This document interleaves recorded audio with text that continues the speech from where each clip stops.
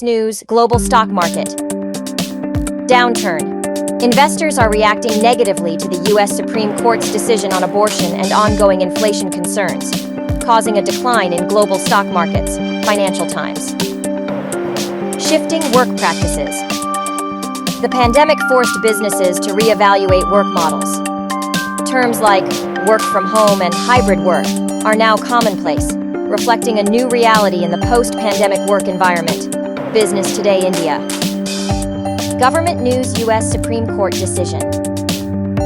The landmark Roe v. Wade decision, which guaranteed federal constitutional protection of abortion rights for nearly 50 years, has been overturned by the Supreme Court. This will likely lead to protests and counter-protests across the country. The New York Times. UN calls for global ceasefire. UN Secretary-General Antonio Guterres has called for a global ceasefire to address the multiple crises facing the world, including the war in Ukraine, the climate crisis, and the food crisis. BBC News. Problems in the world. Global ceasefire needed. Multiple crises are plaguing the world, prompting the UN Secretary-General to call for a global ceasefire. These crises include the war in Ukraine, the climate crisis, and the food crisis. BBC News.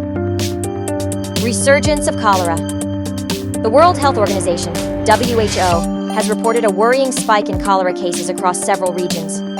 Nearly 195,000 cases and over 1,900 deaths have been reported in 24 countries since the beginning of the year.